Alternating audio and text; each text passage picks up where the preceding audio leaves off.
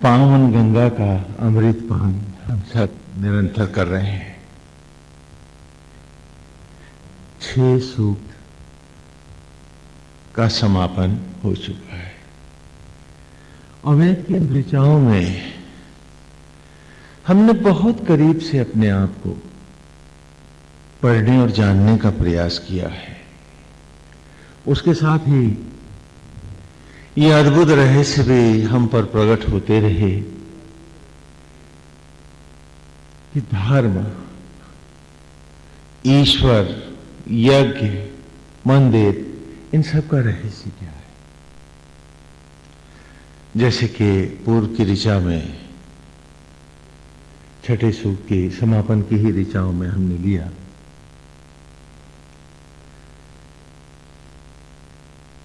केंद्रेण संगहि द्रक्षसे संजगमानो अभिभूषा मंदु समान वर्चसा। कि यज्ञ, जिस यज्ञ की चर्चा करते हैं हम सब, वो यज्ञ नहीं है जो तुम करते हो बाहर। वस्तुतः वो यज्ञ इसी प्रकार है जैसे बच्चों को प्रतीकों के माध्यम से हम अक्षर ज्ञान कराते हैं। ये यज्ञ बाहर के हर असत्य ज्ञान को, मिथ्याभिमान को, झूठ को, असत्य को, सबको जलाने के लिए, विरत करने के लिए, उससे अलग करने के लिए। लेकिन वो यज्ञ जिससे उत्पत्ति होती है उसकी एक मर्यादा है। केंद्रेण संगहि द्रक्षसे, कि ब्रह्म ज्वालाओं में साथ साथ जब निचुड़ गए, जब आचार्य उपाचार्य संजगमानो, यजमान के सहित,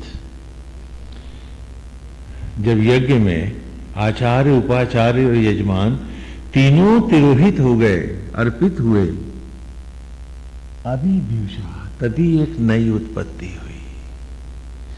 मंदु समान वर्चसा, जिसके कारण, जिसके आनंद से सारा सचराचर आह्लादित, आनंदित और सुखद हो उठा। ये यज्ञ है और इसी से सृष्टि होती है। तो हमने जाना आत्मा ही आचार्य है। शरीर एक यज्ञशाला है जहां आत्मा आचार्य है, प्राण उपाचार्य है, उपरित्विज है, ब्रह्म ज्वाला ही यज्ञ की ज्वाला है, तन सामग्री है, और जीव रूप कॉन्शियस लेवल होकर, बुद्धि होकर हम सब यजमान है। तो नेचर के इन्हीं रहस्यों को पढ़ाने के लिए ये सारे प्रतीक जो थे, जीवन के अक्षरों का ज्ञान कराने के लिए थे। लेकिन हमने लाइफ के अल्फाबेट्स नहीं पढ़े, हम केवल प्रतीकों के पीछे ही भागते गए और सत्य के से दूर हटते चले गए। और इन्हीं कथाओं में हमने देखा, हमने अपने आप को खोजा और पाया कि हमारी हर समस्या का समाधान हमारे भीतर है। वो समस्याएं जिनके पीछे हम भाग रहे हैं, वस्तुतः वो समस्या नहीं है, उनके पीछे हम भाग रहे हैं, ये समस्या है। मेरी बात को समझने का प्रयास करें। आप कहते हैं कि आपको अमुक व्यक्ति पसंद नहीं है, उससे आपको तनाव होता है। वेद कहता है कि ये सत्य नहीं है। तुम्हारे भीतर एक ऐसी गंदी मनोवृत्ति है जो उस तनाव की ओर आकृष्ट होती है, और उसके लिए वो तनाव इतना प्रिय है कि ईश्वर को भी उतने प्यार से नहीं देखती जितने प्यार से वो उसको देखती है। तो बीमारी हमारे सबके भीतर है। Not that we hate somebody, नहीं, हमारे में किसी को घृणा करने की एक सड़ी हुई गंदी मनोवृत्ति है। निदान व्यक्ति को हटाने से नहीं होगा, इस मनोवृत्ति को मारने से होगा, और उसे हमें उस बाहर के यज्ञ में जलाना होगा। इट्स नॉट कि किसी के कारण से आपको गुस्सा आता है। हम सब अपने से झूठ बोलते हैं। इन्हीं ऋचाओं में कुरेद कुरेद के हमने अपने आप को देखा वेद की, कि किसी से घृणा करना एक बार कि उस व्यक्ति को हटा दिया जाए तो शायद आप आश्वस्त हो जाएंगे, नहीं, वहां अभी एक और नया आ जाएगा जिससे फिर आपको वही एलर्जी हो जाएगी। उसको हटा देंगे तो तीसरा आ जाए। कारण कि एलर्जी को देखने की, सुनने की, भांपने की, चाहने की एक मनोवृत्ति है मेरे भीतर। यदि ये हट जाए तो उस व्यक्ति के वहां होने अथवा ना होने का कोई महत्व नहीं रह जाता है। और समाधान यहां पर है, और हमें कोई भी समाधान की तरफ नहीं जाता।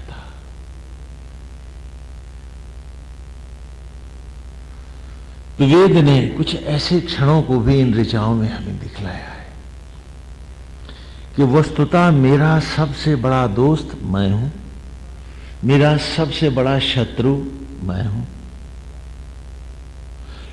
मेरे जीवन का वरदान और अभिशाप भी मैं हूं। यहां कोई किसी को कुछ दे नहीं सकता। हम सब अपना ही अपना जीते हैं, और मेरी हर कमजोरी, मेरे हर अभाव का जिम्मेदार भी है, न कोई दूसरा न तीसरा। जब तक हम दूसरे और तीसरे के पीछे भागते रहते हैं, हम अपने आप से ही धोखा करते रहते हैं, और वो मनोवृत्तियां फूलती रहती हैं, बलवती होती रहती हैं, और हम सदा सदा के लिए भटक जाते हैं। जिंदगी का सोना छितरा जाता है, और मौत की ऐंठ लिए एक दिन अपने ही आंगन में हम सशरीर ऐंठ जाते हैं। मुर्दा अकड़ जाता है, और उस ऐंठन को चिता की लकड़ियां राख में भुरभुरा देती हैं, बिसरा देती हैं, फैला देती हैं, और वक्त का पानी बहा देता है उसको। और यूं हर कथा का विराम लग जाता है। क्षण खो जाते हैं, परछाइयां भी लुट जाती हैं। रूप की क्या बात करें। वेद में, इन ऋचाओं में हमने बड़े करीब से अपने आप को पढ़ा, जाना कि अपनी समस्याओं के समाधान अपने से दूर नहीं, अपने भीतर खोजो, और वो तुम्हारे पास है। जब जब मेरे भीतर बौनापन आएगा, मैं अपने को घटिया मानूंगा, तो मैं बड़प्पन का आडंबर, दंभ, ढोंग और स्वांग भरना चाहूंगा। तो हर बड़ा बनने की ये चाहत मेरे भीतर मुझे दिखा रही है कि मैं अपने में अपने को कितना बौना, छोटा और घटिया मानता हूं। न मानता तो ये आचरण क्यों करता? अन्यथा जो हूं, जैसा हूं, नारायण की बनाई कृति है, इसलिए अद्भुत हूं, तो उसके लिए अलग से स्वांग क्या भरूं? लेकिन जब मैं हीन भावनाओं से ग्रसित होता हूं, तभी बड़प्पन की ओर भागता हूं, और एक कायर की तरह अपनी इस कमजोरी से भागने का प्रयास करना। वेद ने कहा जीवन के अमृत को खोना है, और ईश्वर को से भी तिरस्कृत होना है। जिन्हें हम उपलब्धियां माने बैठे हैं, जिन्हें हम लोकाचार और व्यवहार सजाए बैठे हैं, वो सत्य नहीं है, महा असत्य है। और वो हमारी उपलब्धियां नहीं है, हमारी कमजोरियां हैं, हमारी भीरुता है, कायरता है, और स्वयं को बौना मानने की मनोवृत्ति है। तभी तो बड़ा होना चाहता हूं, अन्यथा मैं हूं क्यों नहीं बड़ा? जो हूं, जैसा हूं, भगवान की बनाई कृति है। तो जो सुख सरलता में है, क्योंकि उसी के सब बनाए हैं, तो सबके बराबर होने में जो सुख है, कृष्ण के सखावाद में जो आनंद है, वो किसी गुरुडम में नहीं है। वेद की इन ऋचाओं में मधुछंदा ऋषि ने ये क्षण भी हमको पिछले पूर्व के सूक्त में ऋचा ऋचा हम पढ़ते रहे। वेद की ये कथाएं जीवन का अमृत है। और फिर वेद ने बतलाया कि मेरा उद्धार भी मेरे भीतर है। हरि ओम नारायण। तो वेद ने कहा कि मेरा उद्धार भी मेरे भीतर है, बाहर नहीं है। कोई बाहर से पुष्पक विमान लेके आएगा और मुझे वैकुंठ ले जाएगा, ये भी एक कोरी कल्पना है, मिथ्या विमान है, झूठ है। विमान देवयान, आत्मा ही देवयान है जो मेरे भीतर आया बैठा है, मुझे भीतर से ही ले जाएगा। इसलिए मेरा उद्धार भी मेरे भीतर है। वेद की ऋचाओं में हमने क्षण क्षण इन तथ्यों को पाया है, पढ़ा है और जाना है कि मेरा मुझसे जुड़ना ही सत्य है, मेरा आसक्त जगत में भटकना ही असत्य है। और फिर भी हमने मटेरियल को ही इंपॉर्टेंस दी, हमने भौतिकताओं को ही, क्षण भंगुर जगत को ही सब कुछ माना। इसीलिए तो हर बार हम साधना से बाहर चले गए।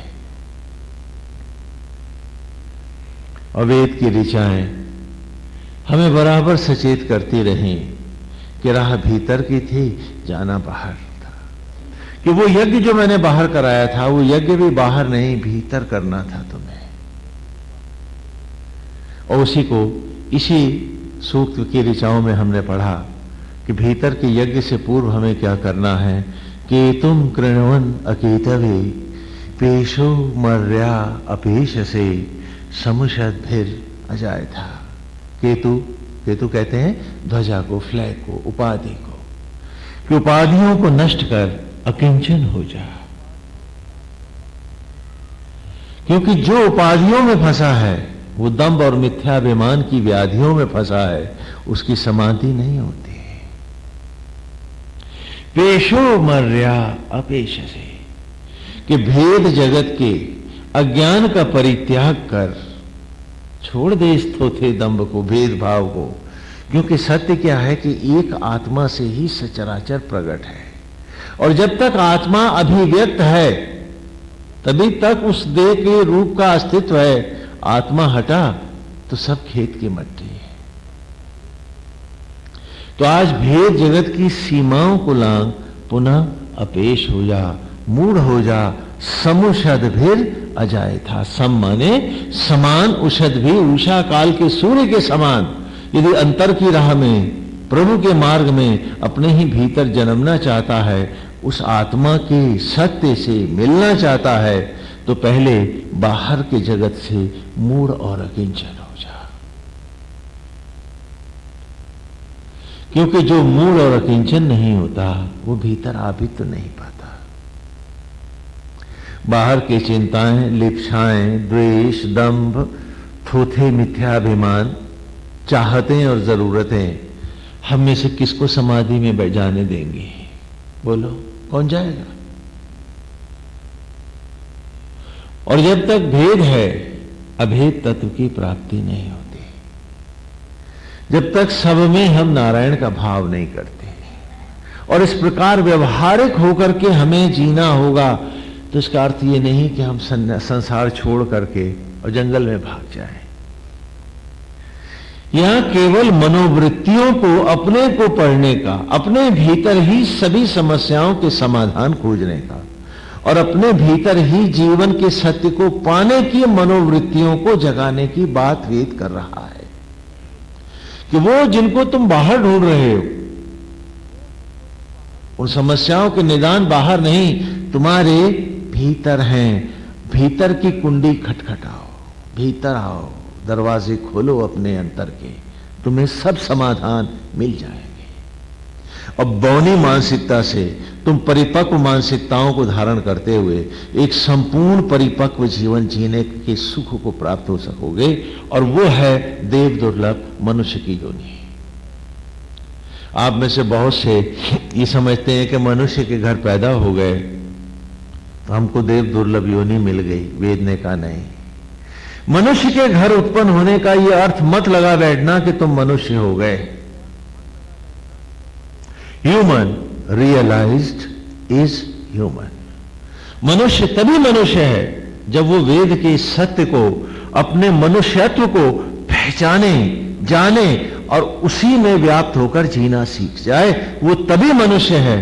अन्यथा मनुष्य के घर जन्म लेने का अर्थ मनुष्य नहीं होता है। हम आपको एक उदाहरण देते हैं। आपने देखा पशु हैं, जानवर हैं, कुत्ते हैं, बिल्लियां हैं, आश्रमों में, घरों में, सब जगह रहते हैं। वो ना कभी मकान बनाते हैं ना घर, और फिर भी मकानों में ही रहते हैं। क्या उन्हें लड़के की, बेटा बेटी की शादी की चिंता होती है? बच्चों की पढ़ाई की चिंता है? House tax, income tax, sale tax वगैरह का कोई चक्कर है उनके पास? और जितने सुख और मस्ती से वो जीवन के क्षणों को जी रहे हैं, ईमानदारी से, क्या उतनी ईमानदारी से हम जी पा रहे हैं? उतने सुख से हम जी रहे हैं?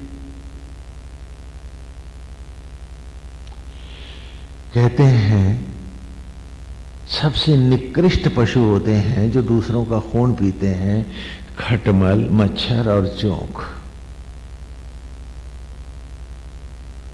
बहुत घटिया होते हैं, इन्हें निकृष्ट माना जाता है। लेकिन इनमें भी अनुशासन होता है, मालूम है? ये अपनी जात बिरादरी का खून पीते हैं क्या? और मनुष्य जब तक अपने को नहीं जानता, क्या वो अपने घर वालों को भी छोड़ता है क्या? तो मनुष्य के घर उत्पन्न होने का अर्थ यह न समझ लेना कि तुम मनुष्य हो गए हो, कि खटमल, मच्छर और जोंक भी जात बिरादरी को के बाहर ही डंक मारते हैं। और मनुष्य जब मनुष्य नहीं होता है तो अपने घर वालों को भी नहीं छोड़ता, यहां तक कि स्वयं को भी नहीं छोड़ता है। और आज वही हम सबकी स्थिति। कहते हैं डायन, पिशाच और चुड़ैल भी 2.5 घर छोड़ के आक्रमण करते हैं। जहां वो रहते हैं वहां से 2.5 घर दूर जाके करते हैं। और जब आदमी की आदमियत खो जाती है तो क्या वो अपना घर ही छोड़ता है? बोलो। तो सिर्फ इस झूठे दंभ को लेकर जियो तुम कि तुम बहुत समझदार हो और तुम तो मनुष्य हो, तुम तो सुपर स्पेसी हो और तुम तो बड़े इंटेलिजेंट हो। ये तुम्हारा एक और बड़ा पाप, अधर्म और अन्याय तुम्हारे प्रति होगा। And you have been, we all have been living with all these foolish egos and false vanities. और हम मानते रहे कि हम बड़े डिग्री शुदा हैं और हम तो बड़े समझदार हैं। और इस दंभ ने ऐसी मूंदी आंखें हमारी कि जीवन का एक क्षण भी तो ईमानदारी से न पढ़ पाए हम। और जिंदगी जो चट्टान सी थी वो पीपल के टूटे पत्तों की तरह दाएं बाएं खड़खड़ाती भटकती चली गई। चट्टानें कभी मोम होती नहीं देखी और हर चट्टान एक सूखा पत्ता बनकर उम्र की झड़ गई। और मेरा दंभ चट्टानों के मिथ्याभिमान ही सजाए बैठा रहा और इतना अंधा था मैं कि एक बार भी न देख पाया कि मैं अपने अस्तित्व को अपनी ही हथेलियों से मिटा रहा हूं और दंभ की पट्टियां बंधी हैं, सुखद सपने सजा रहा हूं। मेरा कोई और अस्तित्व मिटाता तो बात होती। मैंने ही हथेलियों से रगड़ रगड़ कर अपने जीवन के सुख, अमृत और उम्र के दिन, महीने और साल इस धरती पर लकीरों को मिटाया है मैंने। और दोष देता रहा हूं सारे जहां को कि उसके कारण ऐसा हुआ, उसके कारण वैसा हुआ। और हैरान रहा वो विधाता भी, कितनी बड़ी उम्र भी इसे समझा ना पाई, इसे दिखा ना पाई इसके जीवन का सत्य। और थोथी डिग्रियों के दंभ में, डिग्रियों की बैसाखियों को ही सब कुछ मानता हुआ अपने अस्तित्व को भी गंवाता रहा, है झुठलाए बैठा रहा। आज मेरा ये हाल है कि हम सब बैसाखी लिए बैठे। मैं फलाने दफ्तर का अफसर हूं, मैं फलाने पद पर बैठा हूं, मैं फलाने मकान का मालिक हूं, फलानी दुकान का मालिक हूं। ये बैसाखियां ना हो तो शायद मैं ही नहीं हूं। मैं हूं ही नहीं, हूं भी कि पता नहीं, हूं भी कि नहीं हूं। जिनको मुझे पहचान देनी थी, आज उन्हीं से पहचान भीख मांगता हूं मैं, और मानता हूं कि दुनिया का सबसे बड़ा समझदार, काबिल और बड़ी ही सही जिंदगी जी है मैंने। क्या बात है। और वेद की ऋचाएं कह रही हैं कि उपाधियों को नष्ट कर अकिंचन हो जा, क्योंकि जिनकी उपाधियां न गईं, उनके जीवन की व्याधियां न गईं, वो सत्य क्या पाएंगे, वो अंतर्मुखी क्या होंगे, और अपने ही जीवन के उन पुनीत रहस्यों को कब जान पाएंगे। कहा कि बाहर के यज्ञ में उन हर मनोवृत्तियों को, असत्य और अज्ञान को जला दे। वहां खाली सामग्री फूंकने के लिए नहीं बुलाया था, इन भावों को जलाने के लिए बुलाया था मैंने। क्यों? क्योंकि ये भीष्म है बाहर का यज्ञ।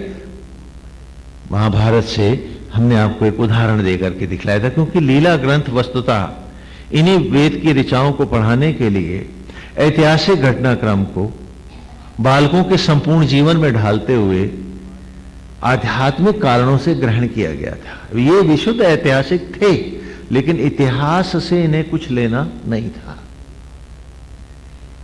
लेकिन समय के साथ जब आपने इनको इतिहास से जोड़ना चाहा, और क्योंकि इतिहास आपका लुप्त हो गया था, विश्वविद्यालय फूंक दिए गए थे, तो आपने धर्म के ग्रंथों में, अध्यात्म में ही इतिहास जब खोजना चाहा, तो टुकड़े टुकड़े जोड़े आपने और नई कहानियां बना दी। जैसे कि आजकल आप टीवी सीरियल में देख रहे हैं, हम उनका भी साथ ही साथ निराकरण कर रहे हैं। जैसे कि आजकल शिव महापुराण की कथा को भी हमने लिया है, वो क्या ओम नमः शिवाय में उन्होंने दिखलाया। वस्तुतः हमने इन वनस्पतियों को कार्तिकेय कहा। आज आप गाते हैं पेड़ नहीं काटेंगे स्वामी जी, फिर भी वन माफिया आ रहे हैं, हम भी जानते थे। इसीलिए वनस्पति मात्र के प्रति हम समर्पित होकर, उनके भक्त होकर के जिए।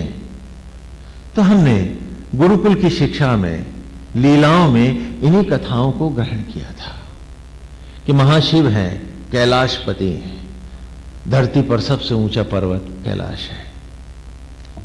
प्रलय का देवता कैलाश पर रहता है, और पर्वतराज हिमालय की बेटी, हिमालय एक पर्वत का नाम है, हम सब जानते हैं, कि बेटी है पार्वती,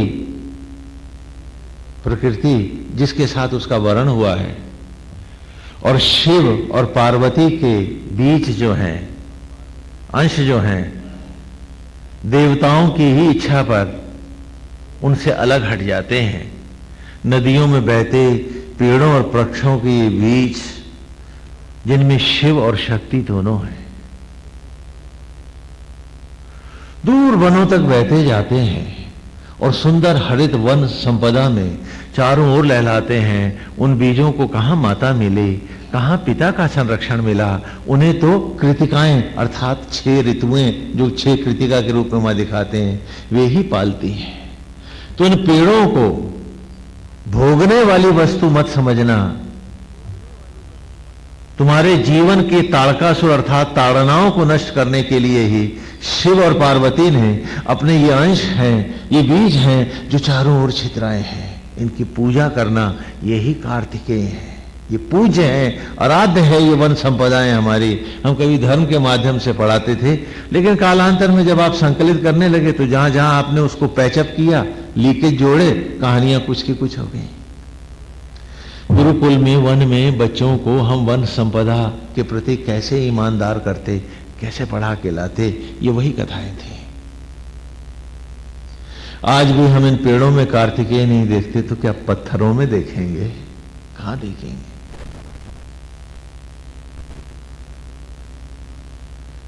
कि हमको वनस्पति मात्र के प्रति भक्त होना चाहिए।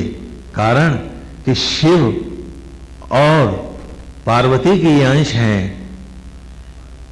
जिन्हें देवताओं की प्रार्थना पर उन्होंने ताड़कासुर का वध करने के लिए, आपकी सभी प्रकार की ताड़नाओं को समाप्त करने के लिए, पर्यावरण की, पेट की भूख की, आपकी संततियों की इच्छा, हर एक में जो यथा ताड़नाएं उनको समाप्त करने के लिए शिव और पार्वती ने ही अपने अंश दान किए हैं। तो वनस्पति मात्र के भक्त होना, ये यज्ञोपवीत का आपका पहला सूत्र था, उसी की ये कथाएं थी। तो कहा जो मूल और अकिंचन नहीं हुआ वो भीतर नहीं गया। महाभारत में भी दिखलाते हैं कि दोनों महारथी आमने सामने खड़े हैं। दोनों कौन कौन है? एक है भीष्म और दूसरे हैं कृष्ण। हाँ, कथाओं का विस्तार पहले भी कर चुके हैं, और दोनों 8वें हैं। वो गंगा का 8वां पुत्र है, वसु है, प्रभास नाम है उसका। प्रभास नामक वसु है जो श्रापवश गंगा के गर्भ से प्रकट होता है। और ये भी वसुदेव और देवकी के 8वें पुत्र हैं, तो इसलिए ये भी वसु हैं। वसुदेव के बेटे हैं तो वासुदेव हैं। दोनों 8वें हैं, दोनों अद्भुत हैं, विलक्षण हैं। एक ने कहा है कि वो अस्त्र नहीं उठाएगा, और दूसरे ने कहा है आज हथियार न उठवा दूं तो बात मेरी भी न होगी। वो भीष्म है। और भीष्म जानबूझकर ऐसी परिस्थितियां उत्पन्न करते हैं कि अर्जुन संकोच व सामना करना नहीं चाहता है, तो भगवान को ही चक्का उठाना पड़ता है। तो वो मुस्कुरा करके उनके चरणों में झुक जाते हैं भीष्म कि नारायण बस इतना ही करना था, आपसे हथियार उठवाना था, कसम तोड़वानी। तो दोनों 8वें, दोनों अद्भुत हैं। वो यज्ञ जो बाहर का है, वेद में मैंने इसी को भीष्म कहा है, और वो यज्ञ जो तुम्हारे भीतर निरंतर है, उसी यज्ञ का नाम कृष्ण है। भीष्म कुंवारा है, ब्रह्मचारी है। ये तुम्हारे हर असत्य और अज्ञान को जलाने के लिए है, तुम्हारी विषय वासनाएं, झूठ और कपट को भस्म करने के लिए है। तुम सोचते हो कि इस यज्ञ से कुछ उत्पन्न होगा, तो ये सृष्टि का यज्ञ नहीं, सृष्टि यज्ञ को प्रेरित करने वाला ये यज्ञ है। ये आत्मा से भी अस्त्र उठवा देता है ना। जरा महाभारत में देखो ना, महाभारत युद्ध में एक देखो रथ है, ये शरीर ही तो रथ है तुम्हारा।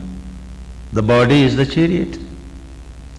और इसी रथ पर आत्मा श्री कृष्ण भी बैठे हैं, और ऐन्द्र अर्थात अर्जुन भी बैठा है। इंद्रियों से उत्पन्न होने से ऐन्द्र कहलाता है, इंद्र का बेटा है, मन का।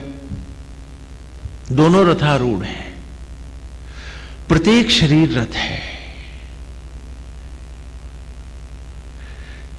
आत्मा ही सारथी है जो आज भी इस रथ को सांस से, धड़कन से, अन्न से, ऊर्जा से, तेज और ज्योति से चला रहा है। 10 इंद्रियों के अर्जन से अर्जित ये बुद्धि अर्जुन ही है जो युद्ध लड़ रहा है, लेकिन बॉडी का एक सेल तो बनाना नहीं जानता। जानता है क्या? सारी डिग्रियां बटोर के भी नहीं जानता है। ये यहां सिंबली है, सिंबॉलिक है यहां पर कि आत्मा जो सर्वव्यापी है, सर्वशक्तिमान है। यदि आत्मा चाहता तो बताओ हमें कोई झूठ बोल सकता था? हमें कोई गलत निंदे कर्म कर सकता था? हमें कोई आसक्त जगत में मेरा तेरा में फंस करके अपनों के लिए दूसरों के साथ अन्याय कर सकता था? बोलो। लेकिन नहीं, उस सर्वशक्तिमान आत्मा ने कहा कि मैं केवल इस शरीर रथ को ही चलाऊंगा, और जीवन के इस महाभारत को यह बुद्धि अर्जुन स्वयं लड़ेगा। मैं सांस दूंगा, धड़कन दूंगा, जीवन के क्षण दूंगा, सब कुछ दूंगा, लेकिन युद्ध मैं नहीं लड़ूंगा। यदि आत्मा स्वयं अस्त्र उठा ले तो महाभारत तो एक क्षण में समाप्त हो जाएगा। नहीं क्या? जिसकी इच्छा मात्र से प्रलय और उत्पत्ति होती है, इच्छा मात्र से, उसे 100 वर्ष रहने की जरूरत क्या एक देह में जीव के साथ? बताओ मुझको।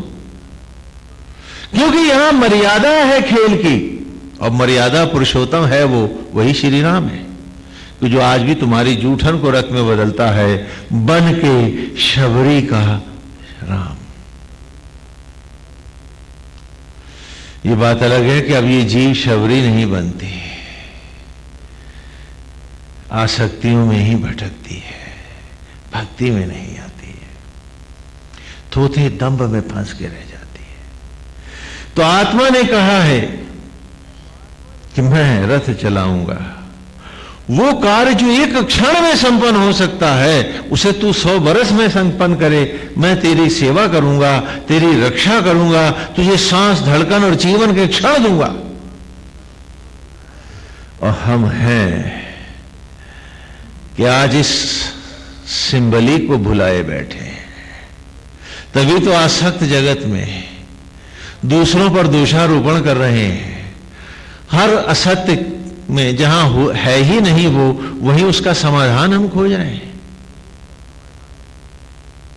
मैंने एक आदमी को एक कमरे में भटकते देखा था। मालूम है क्यों? इसलिए कि वो उस आदमी को वहां खोज लेना चाहता था जो उस कमरे में कभी गया ही नहीं था। क्या बात है कि मैंने एक आदमी को देखा, वो एक कमरे में घुसकर उस आदमी को खोज रहा था जो उस कमरे में कभी गया ही नहीं था, और इसी में सारी जिंदगी बीत गई हमारी। कि जहां वहां समस्या भी नहीं थी, उसका समाधान नहीं था, हम वही समाधान खोज रहे थे महाराज, और सोचते थे कि हम बड़ी कामयाब जिंदगी जी रहे हैं। तो कहा ये भीष्म है, ये सत्य की ज्योति बनेगा, ये बाहर का यज्ञ, इसे नित्य करो, लेकिन इस भाव से करो कि ये प्रकाश दे, ये ज्योति दे, मेरे असत्य अज्ञान को जलाए, मेरी विषयांतताओं को भस्म करे, जिससे मैं अंतर्मुखी होकर कृष्ण की ओर आकृष्ट हो सकूं। और भीतर का 8वां यज्ञ कौन है? कृष्ण है। वही अगली ऋचा है कि ये तो ब्रह्मचारी है, कुछ उत्पन्न नहीं करेगा, यहां तो मूल और अकिंचन होने के लिए आओ।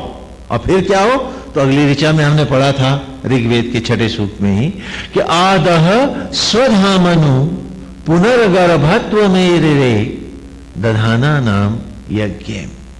तब आकर दहन हो, यज्ञ हो, स्व माने आत्मा, धाम धाम नु में। तो आदह स्वधामनु, तब आकर भीतर यज्ञ हो आत्मा रूपी धाम में, जल भीतर अपने। पुनर्गर्भत्व मेरे रे, और आत्मा वो यज्ञ है, वो गर्भ है, इसमें जो समाता है पुनः नूतन रूप अवश्य पाता है। ये मर्यादा है इस यज्ञ की कि भस्मियां जब पेड़ों के गर्भ में इस यज्ञ की ज्वालाओं में समाई थीं तो अन्न आदि बन के लौटी थी। जो इसमें जाता है वो नया रूप लेके अवश्य आता है। और वही वनस्पतियां जब पुनः आत्म ज्वालाओं में शरीर में यज्ञ हुई थी तो एक सुंदर शिशु बन के आई थे। तो आज पुनः इसी आत्मा रूपी आदह स्वधामनु, आकर दहन हो इस आत्मा रूपी यज्ञ में, पुनर्गर्भत्व मेरे रे, और उसी के गर्भ से ज्योतिर्मय सूर्य बनकर कृष्ण का पुत्र प्रद्युम्न होकर दिखा दे। दधाना नाम यज्ञ, तब यज्ञ के नाम को चरितार्थ कर, सत्य कर, सिद्ध कर, न कि वहां कर। प्रा माने अजर अमर, द्युम्न माने ज्योतियों को धारण करने वाला। भगवान वासुदेव के पुत्र का नाम क्या है? प्रद्युम्न। क्योंकि तू बेटा है उसका, तो ही प्रद्युम्न है। आत्मा के द्वारा ही जब उत्पन्न है, जब उसी का पुत्र है, तो उसी में सिद्ध हो जा, पुत्र बन के दिखा दे। तू आसक्तियों का पूत नहीं है, किस असत्य और अज्ञान जगत में ही तू भटकता रहे। जिसके बीज से प्रकट है तू, आज उसका होके दिखा दे। और तभी उस ऋचा में हम आए थे कि इस यज्ञ की मर्यादा क्या है कि बाहर वाले यज्ञ में तो यह आचार्य आए, उपाचार्य आए, सबने अपनी अपनी दक्षिणा ली, यज्ञ कराया और सीधे हो लिए, घर को चले गए। और यजमान ने भी अपना जिसने हवन किया, अपना आए वाले भक्त जो टोली थी उन सबको भी अपना भोजन वोजन कराया, बस यज्ञ हो गया। कहा ये यज्ञ वो नहीं था। वो यज्ञ जिससे सृष्टि होती है वो ये यज्ञ है कि इंद्रेण संगहीत रक्षसे संजगमानो अभिव्युषा मंदु समान वर्चसा, कि ब्रह्म ज्वालाओं में, इन अग्नियों में खाली सामग्री यज्ञ नहीं होती। तू यज्ञ होगा, तेरा विचार, तेरा अस्तित्व सब आत्मस्थ होगा, और पुनः आत्मा भी, आचार्य और उपाचार्य प्राणवायु भी इसी में समाहित होंगे। यजमान सहित सामग्री, आचार्य और उपाचार्य दृक्ष से जब निचुड़ जाएंगे इन ब्रह्म अग्नियों में, अभिव्युषा, तो जैसे सीपी से मोती प्रकट होता है, ऐसे ही इस यज्ञ से एक नई जगमगाती हुई सृष्टि प्रकट होगी। तू देवता के अमर रूप में तू प्रकट होगा अपने ही अंतर से, मंदु समान वर्चसा, और प्राणी मात्र का तू पूजनीय हो जाएगा, खिलौना खिलाड़ी होगा, उपासक उपास्य हो जाएगा। जो कि पंचम महावाक्य है, पांचवा महावाक्य है। क्या? कि तुमने देखा अंडे का जल। पांच महावाक्य है, तत्त्वमसि तेजोवसि एको ब्रह्म द्वितीयो नास्ति अहम ब्रह्मास्मि और स्वमास्मि। ये लास्ट है, आखिरी है उसका। हाँ, कि तुमने देखा अंडे का जल धारणा के सांचे में ध्यान के मार्ग से समाधिस्थ होता धीरे धीरे चूजे का, बच्चे का रूप ले लेता है, और जब हो जाता है वो बच्चा पूर्ण, तो अंड के कपाल को फाड़ निकलता है बाहर, देखता है चहूर। ठीक उसी प्रकार धारणा के सांचे में तत्त्वमसि, जो मंदिर मूर्त अथवा यज्ञ कुंड जो हमने बाहर लिया, धारणा के सांचे में तत्त्वमसि, ध्यान के मार्ग से तेजोवसि, नथ के 10 इंद्रियों रूपी 10 फन वाला नाग कालिया हो समाधिस्थ, एको ब्रह्म द्वितीय नास्ति, मैं करने लगा तन रूपी सामग्री को आत्मज्वालाओं में यज्ञ एकाग्र होकर।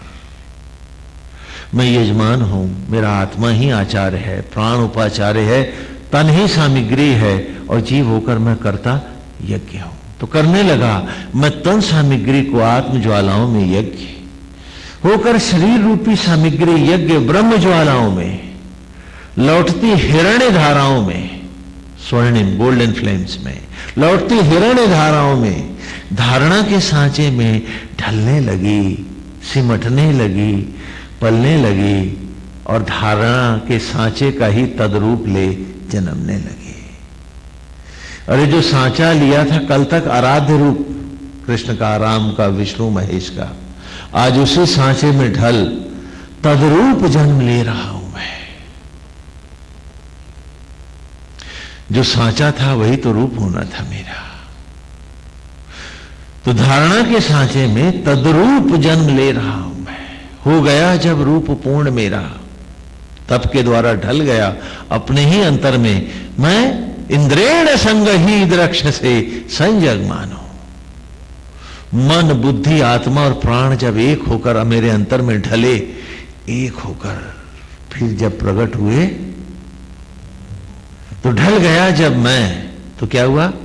तो ब्रह्मांड रूपी कपाल को फाड़ जगमग ज्योतिर्मय स्वरूप को धारण करता हुआ बाहर खिलौने से खिलाड़ी हो गया, उपासक से उपास्य हुआ मैं। तो यहां कहा अभिव्युषा, और एक सुंदर ज्योतिर्मय एक रूप, एक देव स्वरूप प्रगटा है।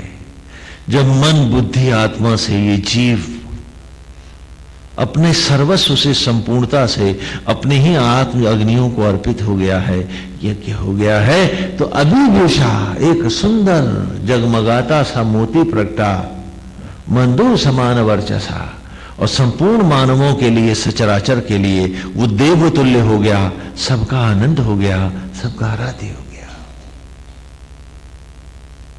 उसके बाद अगली ऋचा में, पूर्व की ऋचाओं में हमने उसके उपरांत लिया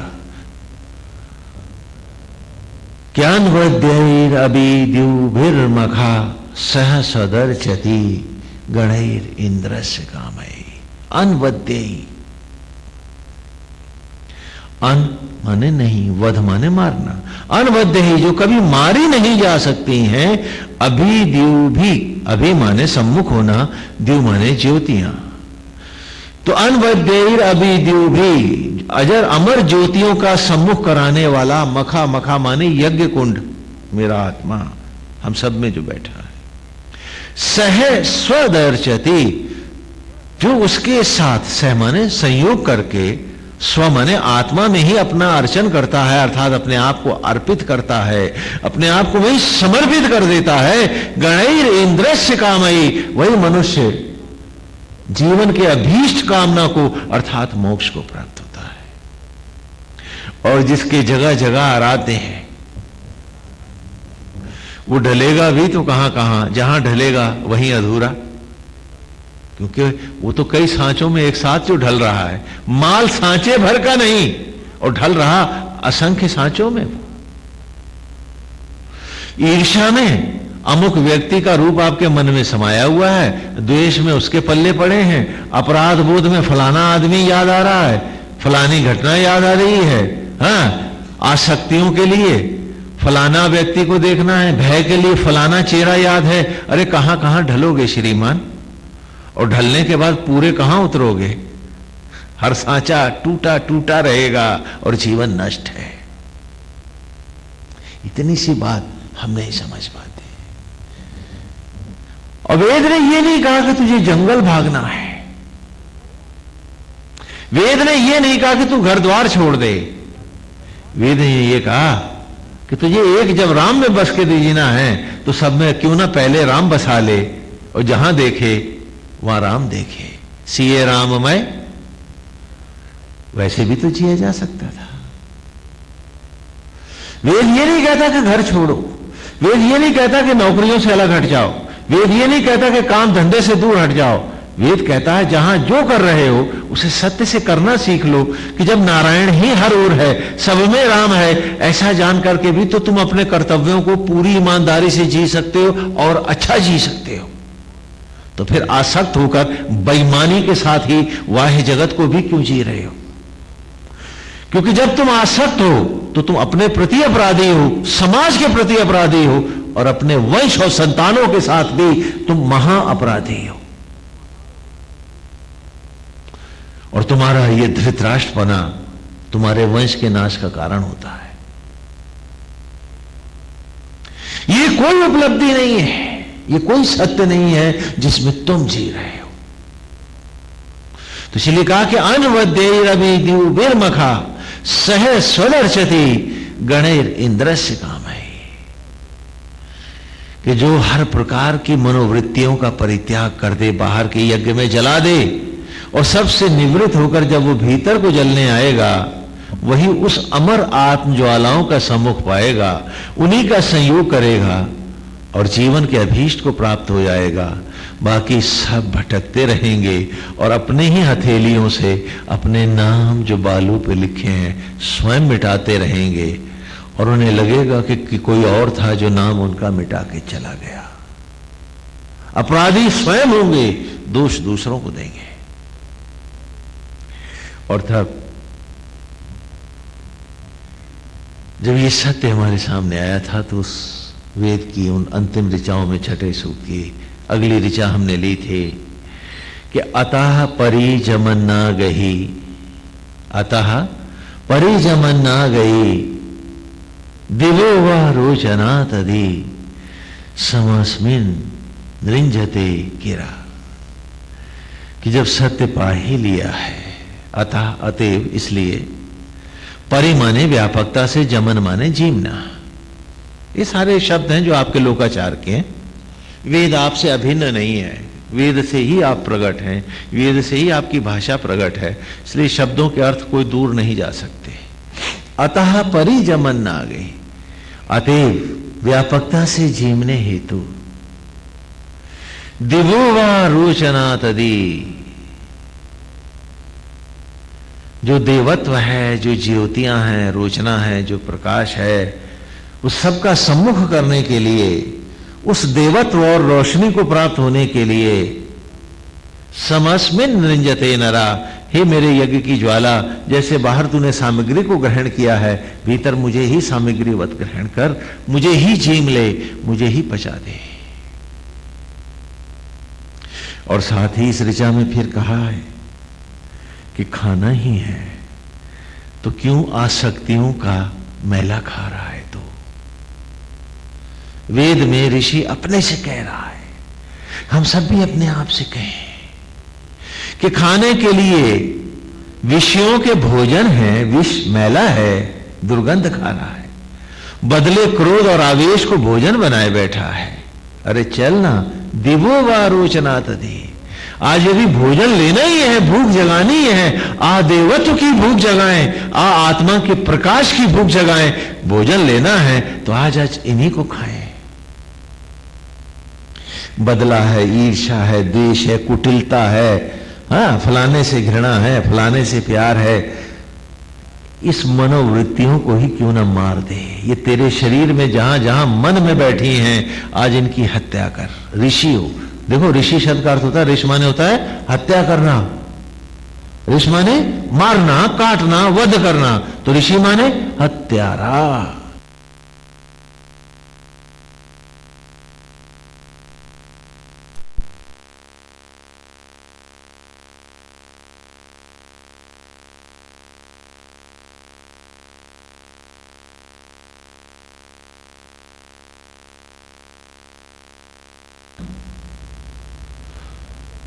क्या कहते हैं कि संत हृदय नवनीत समाना, और हम कह रहे हैं कि ऋषि माने हत्या करना और ऋषि माने हत्यारा।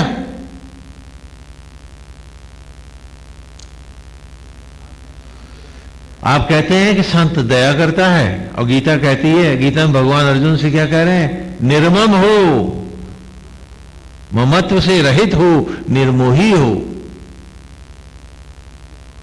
देखा ना, उल्टी बातें कर रहे हैं, गीता भी उल्टी बोल रही है, वेद भी उल्टे कहते हैं, स्वामी जी भी ऐसे ही पढ़ा रहे हैं। हाँ, ऋषि माने मारना, हत्या करना, तो ऋषि माने हत्यारा। और ऋषि का दूसरा अर्थ होता है साधना करने वाला, साधक।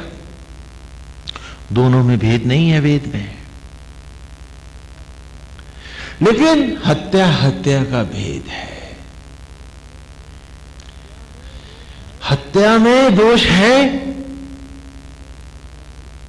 एक हत्या करी, फांसी हो गई, होगी नहीं हुई फांसी? हाँ, थाने में पकड़ा गया, हमारे वकील साहब ने भी जोर लगाया, घर द्वार बिकवा दिया, फांसी फिर लग गई। अपराध किया उसने, अगर पाप ना होता तो सजा क्यों मिलती? लेकिन ऐसे ही व्यक्ति ने जब 200-500 हत्याएं एक साथ कर डाली तो कहने इसको परमवीर महावीर चक्र दे दो। हत्यारा वो भी है और हत्यारा, लेकिन भेद है यहां हत्या हत्या में। तो ऋषि माने मारना, हत्या करना। हाँ, सच है ये कि एक आत्मा के लिए हर विषय की हत्या करने वाला हत्यारा भी ऋषि है, और नाना विषयों के लिए एक आत्म तत्व की हत्या करने वाला आसक्त भी कोई दयावान नहीं है। जो अपने से दया नहीं कर रहा, वो दूसरों के प्रति क्या दया करेगा? आपने सुना है ना कि एक घर का कुत्ता, एक घर का कुत्ता मालिक को भी अपना नौकर बनाता है।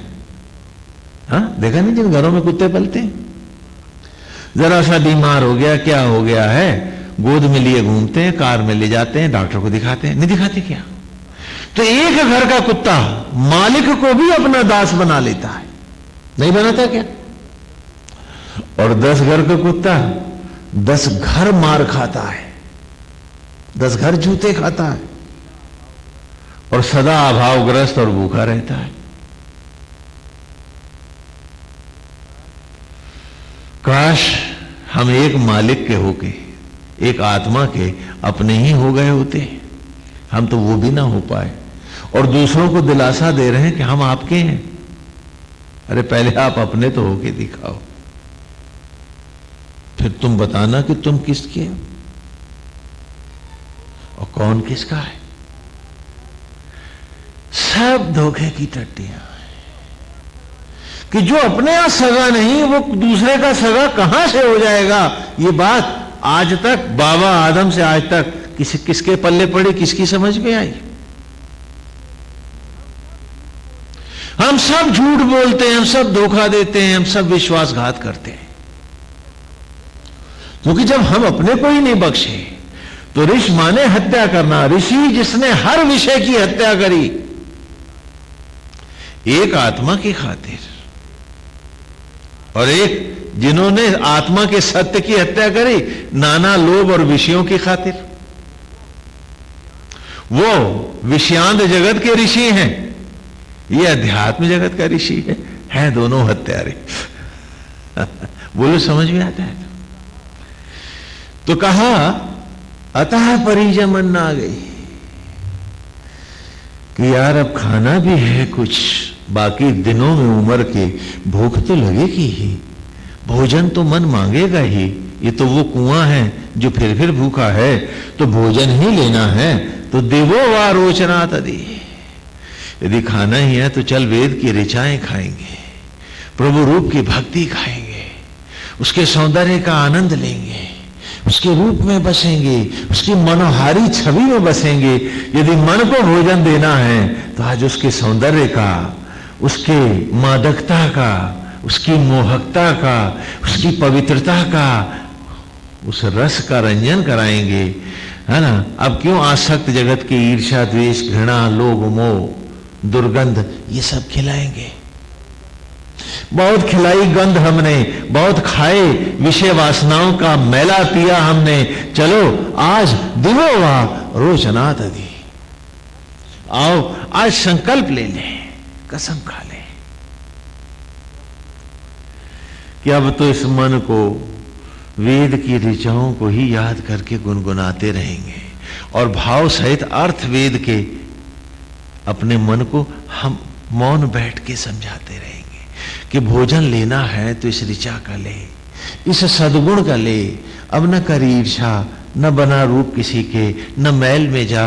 अरे जब गोविंद के घर जाना है तो गोविंद के रूप को खा, उसके रस माधुरी को पी, और उसकी कृपा को भोजन बना ले, उसी में बस जा, उसी में बस जा। तो ये यज्ञ की ज्वाला आज हमारे तन को जला, हमारे विषयों को जला दे। सामग्रीवत हमें अंगीकार कर इस ऋचा में, पिछली में हमने लिया, और तब आई थी छठे सूक्त की अंतिम ऋचा। इतो वा सातिमी महे, इतो वा सातिमी महे, दिवो वा पार्थिवात अधि समस्मिन नृंजते, इंद्रम महो वा रजसा। हम पिछले ऋचा में चले गए कि तो वा सातिनी महे, दिवो वा पार्थिवात अधि, इंद्रम महो वा रजसा। कि सांझ ढले इससे पहले लौट घर आ, हो गई रात अंधेरी तो भटक जाएगा अंधेरों में, न पाएगा अपने घर का भी तू अता पता। और वो अंधेरे जब भटकाएंगे, युगों युग दूर दूर ले जाएंगे, न वो गलियां रहेंगी, न वो लोग, लौटेगा भी तो कहां ढूंढ पाएगा तू अपना पता। तो तो वा सातिमी भाई, आओ आज मृत्यु की वेदना को भी हम अंतिम रूप से स्वीकार कर लें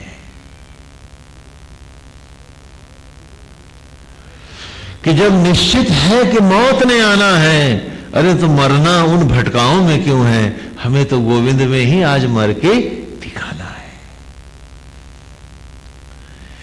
ऐसा मेरे पास एक व्यक्ति आया, कहना स्वामी जी मुझे मौत से बड़ा डर लगता है। हमने कहा बिल्कुल डरना चाहिए, मौत कोई अच्छी चीज है क्या? अरे मौत कोई अच्छी चीज है क्या?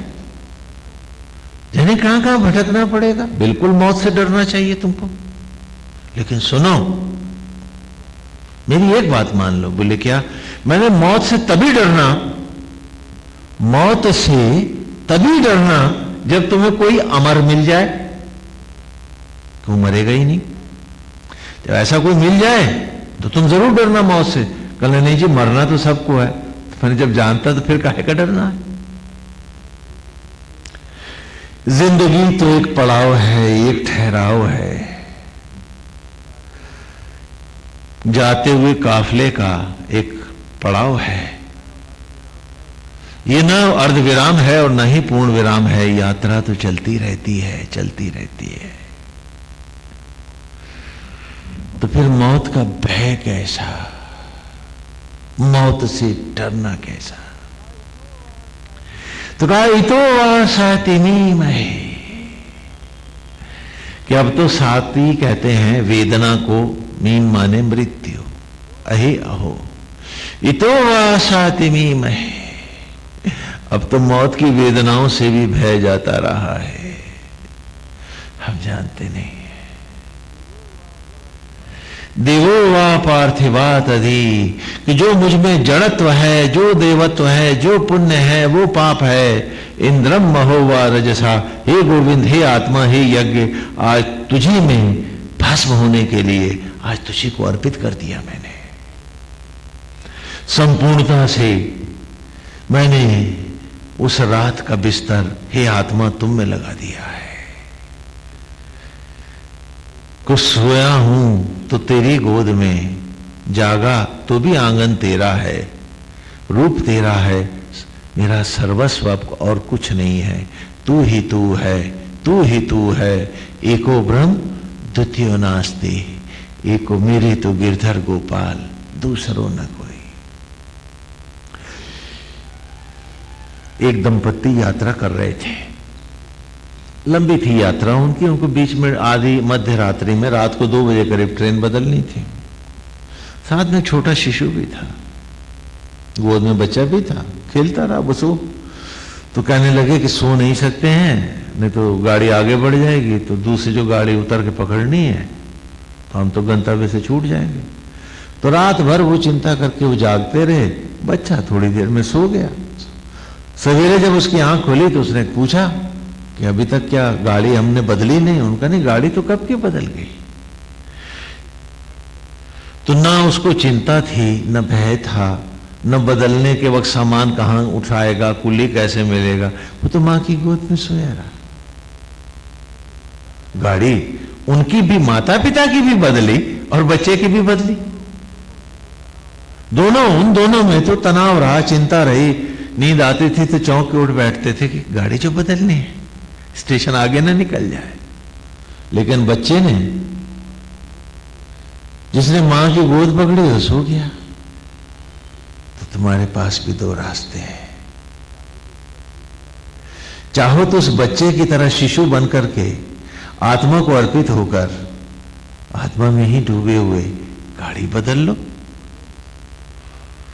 और नहीं तो उन माता पिता की तरह चौधरी बन के भी बदलनी तो पड़ेगी। गाड़ी हम सब की बदलेगी।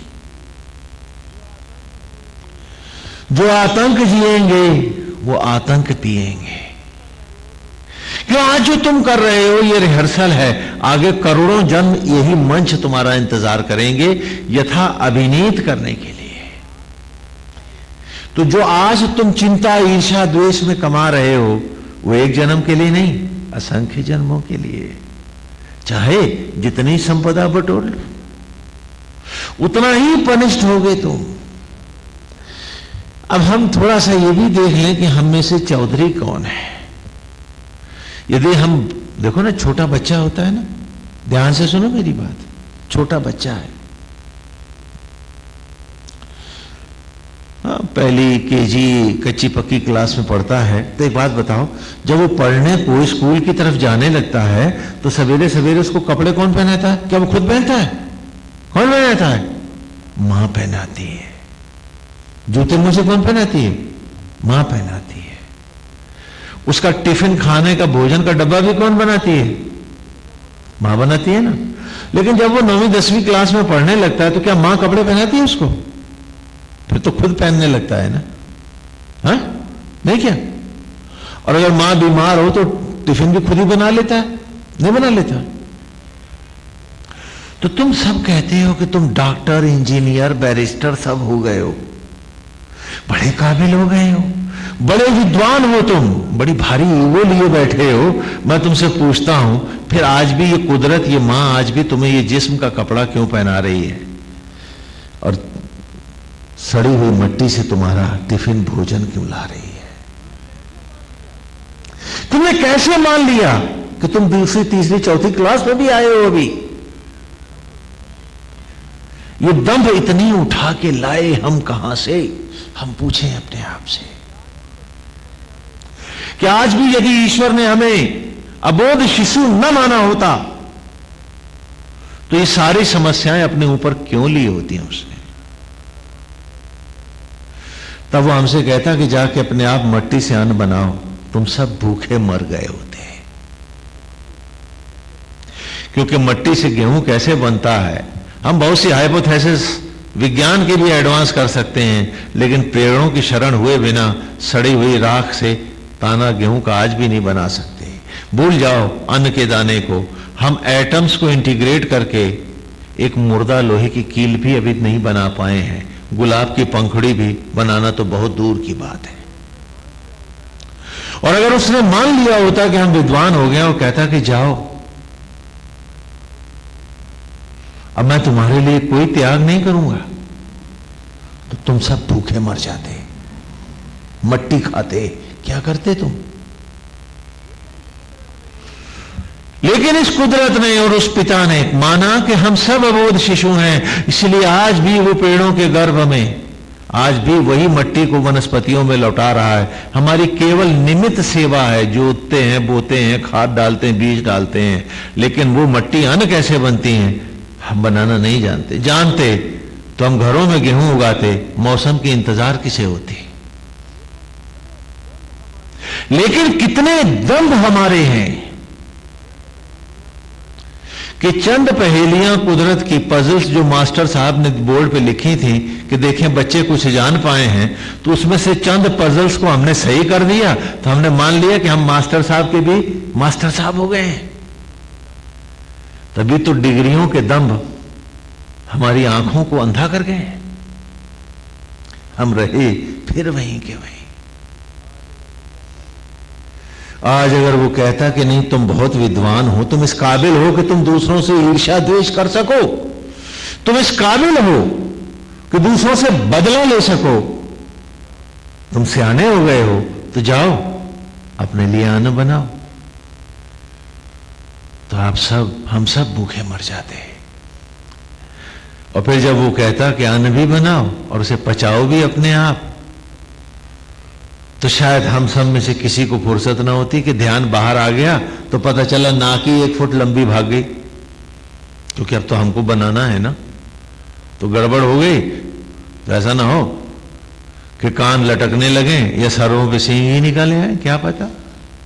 तो इसलिए ध्यान को हटा नहीं सकते दाएं बाएं। तो हम में से किसके पास फुर्सत होती वेद सुनाने की, और कौन आता सुनने? फिर उस पिता ने कहा, उस मां ने कहा, अबोध शिशु की तरह गोद में रह मेरी, हर समस्या मेरी, तो सुख से जी। और हम वो शैतान थे, हम वो शैतान हैं कि जिन्होंने कसम खाई है कि सारे काम भले ईश्वर हे मां तू कर हमारे लिए, फिर भी हम न जिए हैं न किसी को जीने देंगे। आज यही तो हमारी मनस्थिति है। अगर ये नहीं है तो हर घर में बर्तन क्यों बज रहे हैं, बताओ मुझको। पशुओं की तरह, पशुओं से भी नीचे निकृष्ट होकर, पिशाचों को भी शर्मिंदा करते हुए हम बड़े दम्भ से कहते हैं कि हम गृहस्थ हो गए। क्या बात है। यदि उसने कोई समस्याएं हमें दी होती तो हम रसातल में मिल गए होते। वो तो गोद में लिए हमें पालना चाहता है हमारा पिता, मां बन करके।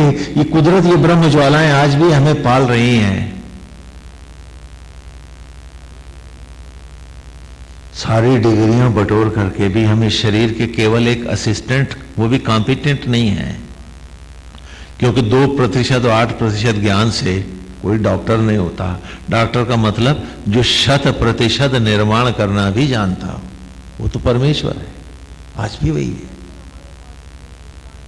तो फिर हमारे पास इतनी चिंताएं क्यों हैं? हमारे पास इतने झगड़े क्यों हैं? हमारे पास इतने भेद क्यों हैं? ये नफरत क्यों पालते हैं हम? ये दंभ कहां से लाए हैं?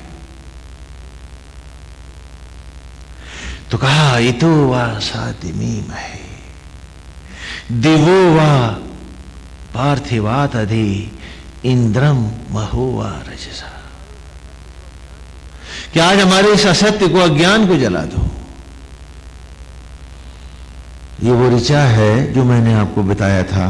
कुछ लोगों ने कहा था कि कथा का विस्तार होना चाहिए था। उद्धव की कहानी से था कि जब भगवान वासुदेव सन्यास को प्राप्त हो गए, श्री कृष्ण द्वारिकाओं का परित्याग कर दिया उन्होंने, प्रद्युम्न द्वारिकाधीश सुशोभित हुए और देविका के तट पर भगवान तप रहे थे। तब उद्धव जी उनसे मिलने के लिए गए। तो कहा कि नारायण मेरे लिए क्या आदेश है? तो कहा उद्धव, राधा ने जो तुम्हें बताया था उसी मार्ग का अनुसरण करो, वहीं तुम्हारा उद्धार होगा और तुम बद्री बन जा करके वहां हमारी आराधना करो। और श्री राधा ने वृंदावन में उद्धव को जो उपदेश दिया था वो भी क्या था कि उद्धव जी गए वहां गोपियों को बताने कि कृष्ण के स्थान पर वे ब्रह्म का ध्यान करें, क्योंकि ब्रह्म प्राप्ति ही अभीष्ट है। तो राधा ने पूछा था उद्धव से कि ये ब्रह्म रहते कहां है? तो उद्धव ने उन्हें समझाते हुए जो ऋचाएं आप पूर्व में पढ़ाए कि अक्षितोति स्नेतिमम वाजम इंद्रा सहस्त्रिणम यस्मिन विश्वानी पहुंचाया। कि हे राधा, जैसे सीपी में बंद मोती होता है, जैसे मूंदी हुई पलकों में ये पुतली है, उसी प्रकार ब्रह्म हम सब में आत्मा होकर समाया हुआ है।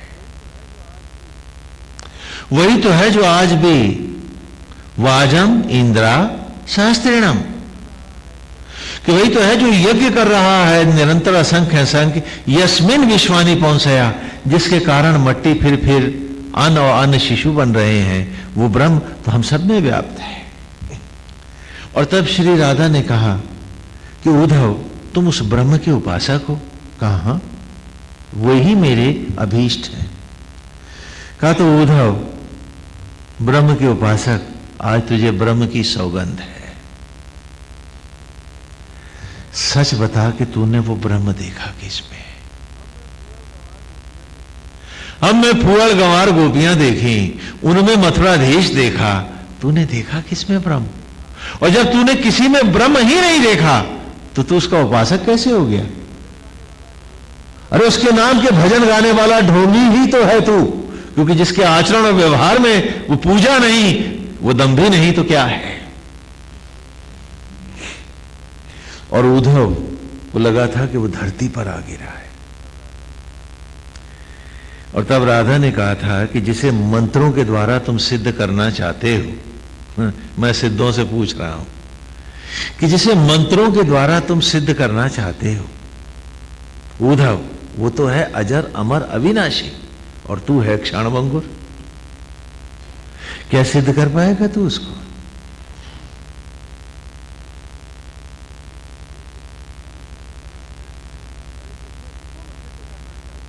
अरे जिसे तुम सिद्ध करना चाहते हो, तुम उसमें डूब क्यों नहीं जाते हो?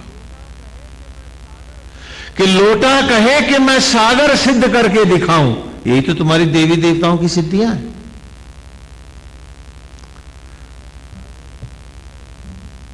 तो राधा ने कहा कि ये लोटा ही सागर में काहे नहीं जा गिरता है, कि इसे भी सागर का सम्मान मिले, और जिनका ये आराध्य बना बैठा है उनकी महिमा भी दूषित ना हो, लोटे जितनी संकीर्ण ना हो जाए। हम अपराधी हैं या हम भक्त हैं उनके जिनकी सिद्धियों की हम बात करते हैं? और हर अपराधी का जो अंत होता है वही अंत तो हमारे तांत्रिक भाइयों का होता है।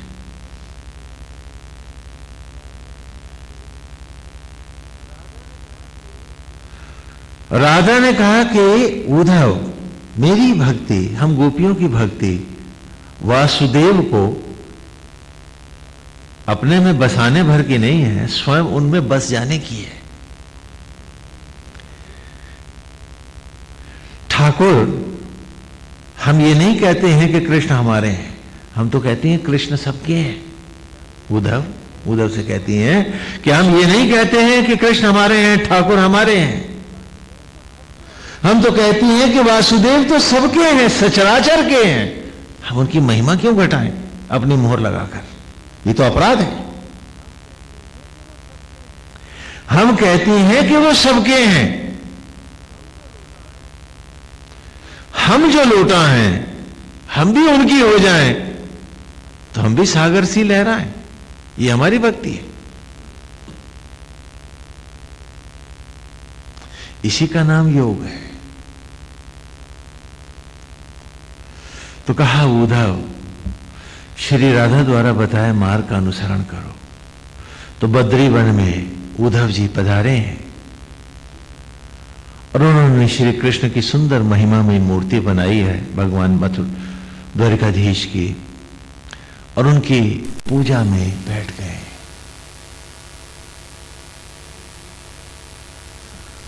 उन्हें नहीं पता है कब दिन बीता है, रात गई है। अबोध शिशु से मां ब्रह्मज्वाला और आत्मा यज्ञ के अधिष्ठित देव की गोद में तप रहा उद्धव। वो तो शिशु से सोया है। कब कहां कौन सी गाड़ी पलटेगी, मम्मी जाने पापा जाने, अबोध बच्चे से क्या लेना देना। उद्धव तो तप रहा है। एक बार समाधि से उद्धव की आंख खुली। ये बद्रीनाथ धाम उसी का स्मृति स्थान है और ये सारे विश्व में किसी भी मंदिर से अलग है। कैसे बताता हूं। एक दिन आंखें खुली तो क्या देखा कि सामने भगवान द्वारिकाधीश खड़े, वैसे ही वस्त्र हैं, आभूषण हैं। अरे कहना, नारायण आप तो संन्यास्त हो गए थे, फिर आपने ये वस्त्र पहन लिए। तो वासुदेव मुस्कुराए द्वारिकाधीश। उन्होंने कहा कि उद्धव देखो, मैंने बेर तोड़े हैं। उनके हाथ में खरोंचे लगे हुए हैं और बेर है, ताजे बेर भगवान के हाथ में। कहा उधर जाओ, तप्त कुंड में स्नान करके आओ, मुंह धो के आओ, देर मत करना, मुझे बहुत भूख लगी है। दोनों बैठ के बेर खाएंगे और फिर क्या हुआ हम तुम्हें बताएंगे। तुम्हें तो पता ही नहीं ना, तुम तो यहां अपना तप में मस्त हो। उद्धव जी जाते हैं तप्त कुंड में। वहां बद्रीनाथ धाम जो गए जानते हैं, वहां तप्त कुंड है। कालांतर में यहां मंदिर बना और सब बना। मैं पूर्व की बात कर रहा हूं, जब यहां केवल बद्री बने हैं। बद्री कहते हैं बेर को, बेरों का बन है। तो उद्धव जी जैसे ही जल में देखते हैं चेहरा तो दंग रह जाते हैं कि वहां तो कृष्ण का चेहरा है, उद्धव तो है ही नहीं। उद्धव बड़े परेशान हैं कि आज मेरा अक्स क्यों नहीं आ रहा जल में। जब भी पानी में झांकता हूं तो मुझे द्वारकाधीश का चेहरा क्यों दिख रहा है। आंखों पे पानी के छींटे मारते हैं। उधर भगवान चिल्ला रहे हैं कि उद्धव देर क्यों कर रहे हो, उद्धव जल्दी आओ ना। उद्धव जी जाते हैं और हाथ जोड़ के खड़े हो जाते हैं कि नारायण आप लीला मत करो, मैं आपकी लीला के योग्य नहीं हूं प्रभु। तो कहा उद्धव क्या कह रहे हो तुम। कहा मैं वहां तप्त कुंड में पानी की धाराओं में औलक नंदा के जल में उद्धव को उसका अपना चेहरा क्यों नहीं दिखता, नारायण आप ही क्यों दिख रहे हो। कहा उद्धव क्या तू अभी भी नहीं समझा। बोले नहीं। उसने कहा उद्धव जब तू मुझे सिद्ध कर रहा था,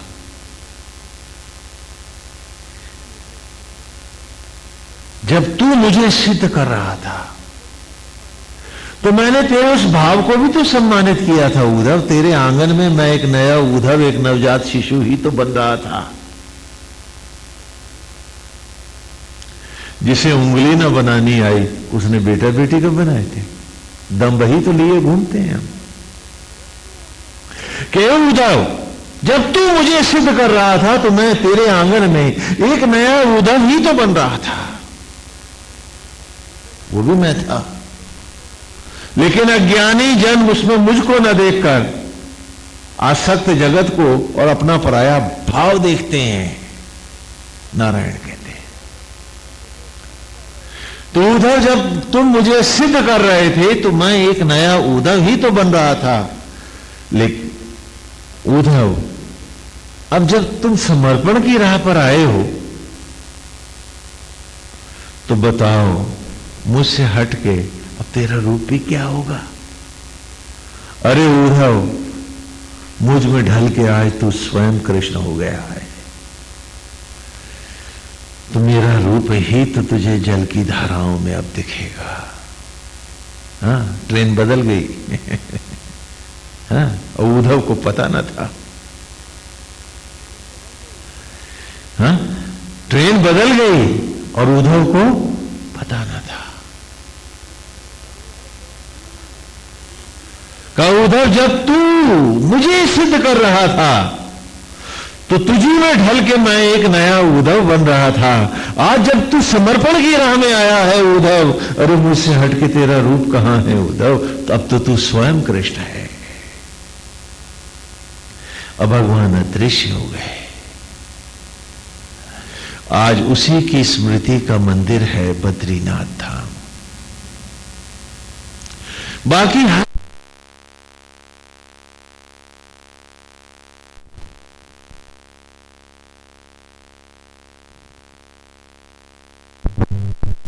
मूर्तियां प्राण प्रतिष्ठित होती हैं, हिलाई नहीं जाती। आज आपको रहस्य बताऊं कि बद्रीनाथ में मूर्तियां बेरों पर रखी हैं।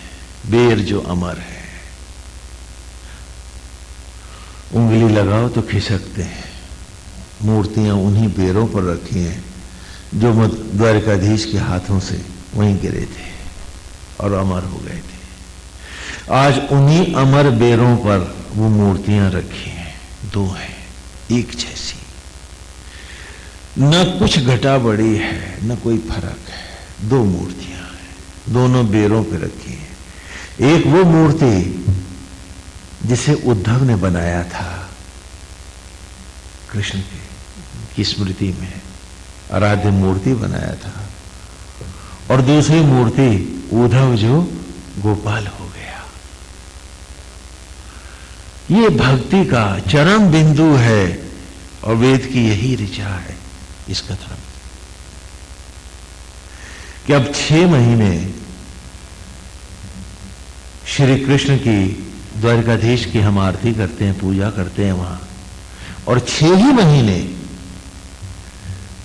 उद्धव की कृष्ण रूप में हम पूजा करते हैं पांडुकेश्वर में उनको लाकर, जहां उन्होंने तप किया था। एक राह सिद्धियों का है, आसक्त जगत में भटकने का है, और दूसरा मार्ग समर्पण का है,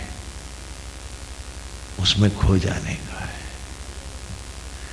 जब तुम मानते हो तुम अजर अमर हो, तभी तो तुम सिद्धियों के रास्ते जाना चाहते हो। और जिस दिन ये सत्य उतर आता है कि हमारा तो अंतिम पड़ाव ही नारायण है, तो फिर यहां क्या बटोरेंगे? अरे जो मिलना हो वहीं मिले, हम तो वहां चले। तो समर्पण में जीव सता स्वतः सहज ही चला जाता है। सिद्धियों में दंभ है, घृणा है, बदला है, कुत्सित इच्छाएं हैं, ईर्ष्या है, द्वेष है, लोभ है, दूसरों को नीचा दिखाने की मनोवृत्तियां हैं। सारे कूड़ेदान के सड़ांध का जितने सारे दुर्गुण हैं वो सारे उसमें रखे हैं। और समर्पण में गंगा के जैसे पवित्र आत्म गंगा के जल में धुलकर परम पुनीत होने की बात है। और वही उससे पूर्व की ऋचा में आपने पढ़ा कि अतः परिजमन ना गई देवो वा रोचनात दे।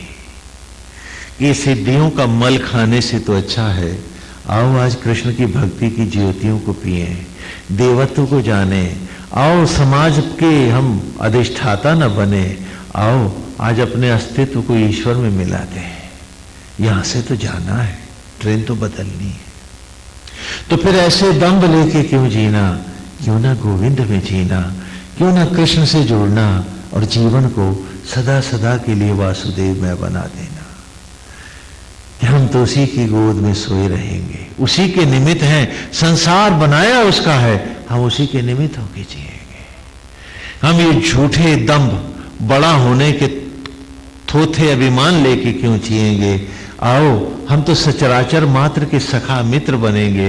बड़प्पन की हमें कोई चाह नहीं है, हम सबके सम होंगे, हम कम्यून होंगे, हम तो सखा होंगे।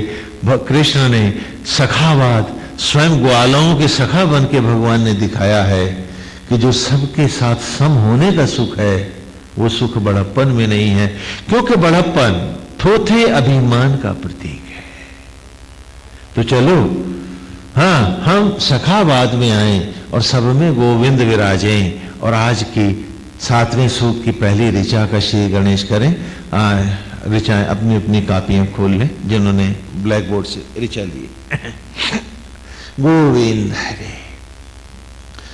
आज 7वें सूक्त की ऋचा है। जैसा कि हमने आपको बताया था ना कि मधुचंदा ऋषि ने ये वेद जो सुनाया है स्वयं भगवान वासुदेव को अपने आराध्य पीठ पर श्री कृष्ण को, तब वो मथुरा में थे, मथुराधीश को बिठाया है और वेद व्यास उसका संकलन कर रहे हैं। ये दृश्य अपने मन में बराबर बसाए रहे, क्योंकि कृष्ण को ही संबोधित करके उन्होंने पूरे सूक्त गाए और इसी के साथ वो ज्योति ब्रह्मांड से ज्योति बनकर प्रकट हो गए।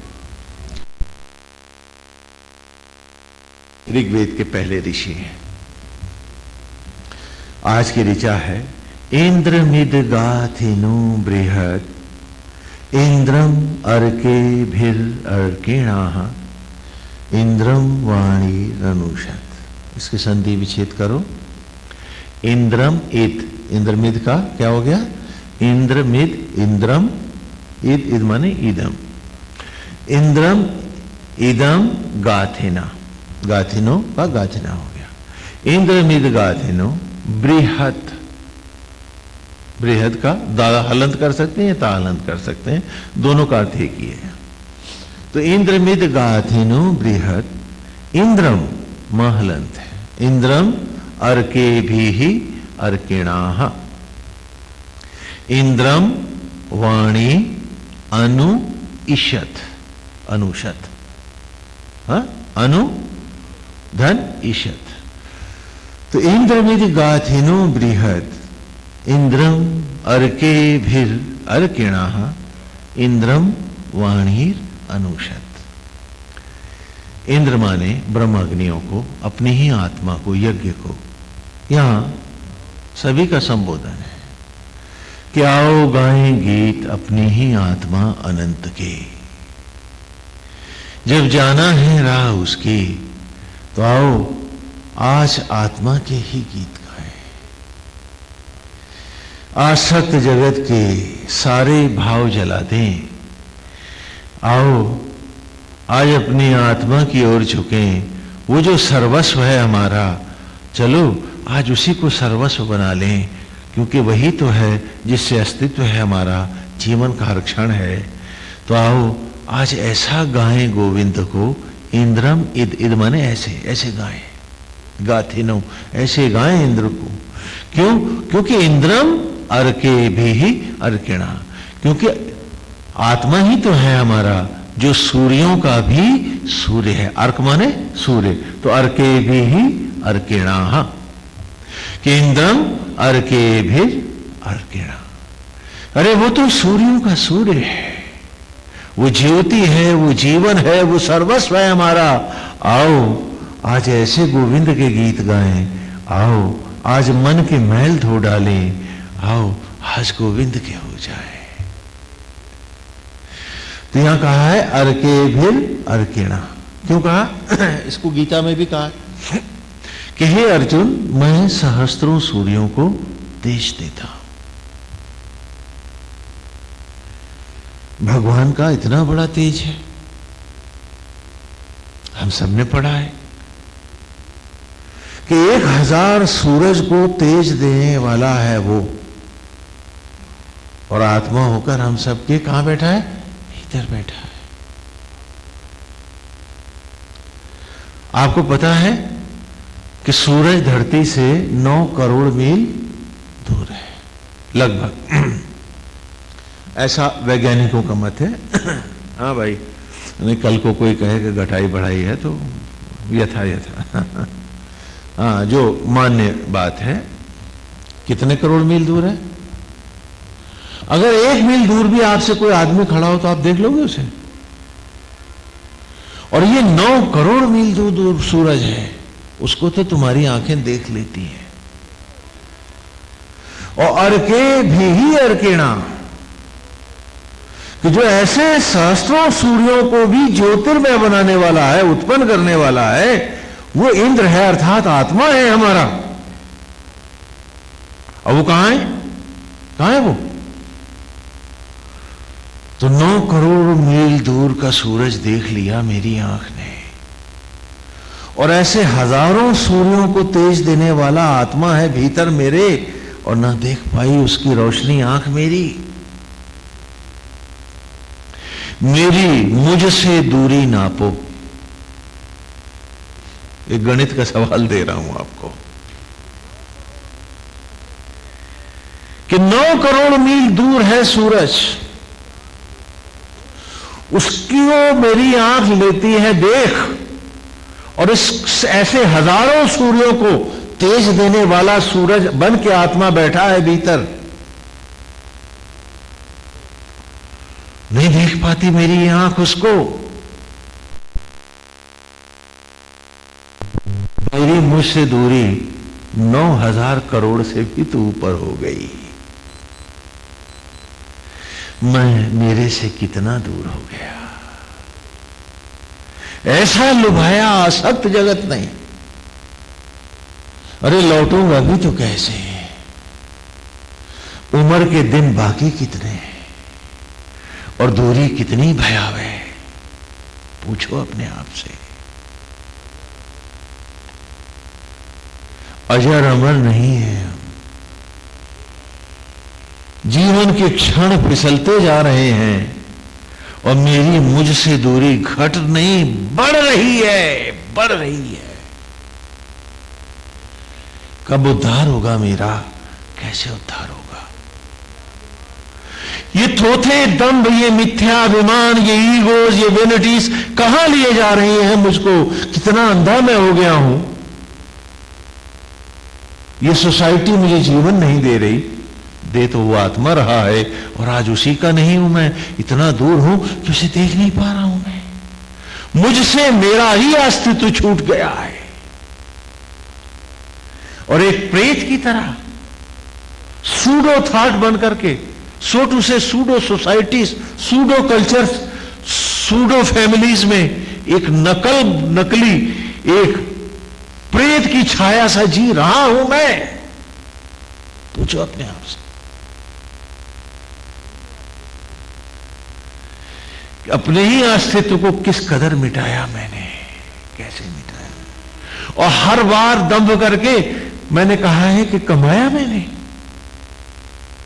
क्या मिटाने को भी कोई कमाई कहता है? और कोई भले ना हो, मैं तो हूं।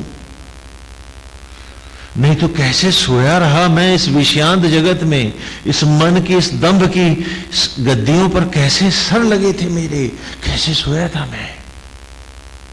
पूछो अपने आप से। आज इस ऋचा ने अचानक सवाल बना दिया है सामने मेरे कि इंद्र निध गाथिनो बृहद इंद्रम अर्के भी अर्घ्या इंद्रम वाणीर अनुइषद। इस आत्मा को ही वाणी से, इच्छाओं से और अनुसरण से मुझे धारण करना था कि मेरा एक्शन भी कृष्ण हो, मेरा विचार भी कृष्ण हो, मेरा स्वभाव भी कृष्ण हो, मेरी यादाश्त भी कृष्ण हो, मेरा सर्वस्व ही कृष्ण हो। वो तो हुआ नहीं। कहां जा रहे हैं हम कब पाएंगे उसको? वेद में कल्पना करें, आज बहुत सर्दी है ना, ऐसी ही ठंडी रातें हैं, ठंडी दिन है, बर्फ के पहाड़ हैं, चारों ओर बर्फ के सागर लहराए हुए, चारों तरफ जमी हुई बर्फ है, पेड़ों और पत्तियों के पर भी बर्फ छाई हुई है, बीच में जलता हुआ यज्ञ कुंड है, समिधाएं हैं, सामग्री है, और बैठे हैं ऋषि ऋचाओं में मथ रहे अपने आप को। ये ऋचाएं उनकी हैं, ये कल्पनाएं उनकी हैं।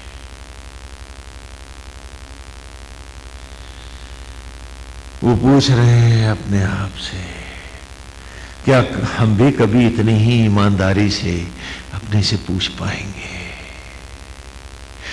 क्या हम भी कभी इतनी ईमानदारी से उन दंभ को हटाकर उन ऋषियों की तरह आएंगे जिन्होंने हर विषय वासनाओं को रिष मारा है, हत्या की है, एक आत्मा की खातिर?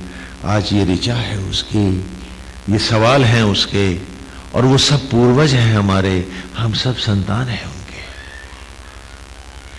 आज हम सिर्फ मटेरियल को, विषयों को, वासनाओं को, भौतिकताओं को ही पूछते हैं। हम भूल जाते हैं कि हर पाप हमारे भीतर बैठा है।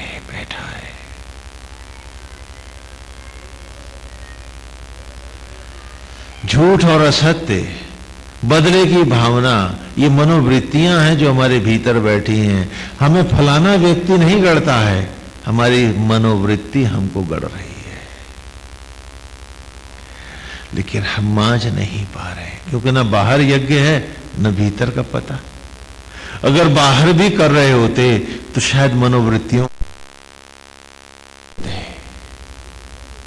इसीलिए वे ऋषि जो मजे धुले हैं वे भी नित्य हवन करते हैं, नित्य पूजा करते हैं, यज्ञ करते हैं। जब मैं कहूं कि यज्ञ उत्पत्ति का नहीं, इसका अर्थ ये नहीं कि तुम छोड़ दो इसे। मेरा कहने का अर्थ है इसे और ईमानदारी से नित्य धारण करो, क्योंकि इसी से तुम्हारी मनोवृत्तियां मजेंगी। जला डालो उन सारे कलुष विचारों को, उन मनोवृत्तियों को भस्म कर दो इनमें। कोई नियम मत तोड़ो, लेकिन नियम को ईमानदारी से धारण करो। दादुर धुनी बंद कर दो। रोज भजन गाते हैं हम, अभी गाएंगे फिर, ओम जय जगदीश हरे। हरे नीले के पीले पता नहीं क्या हरे, किसको हरे? हरे का अर्थ होता है हरण करने वाला, हत्या करने वाला, मारने वाला। कि कृष्ण हमारी पीड़ाओं का हरण करे,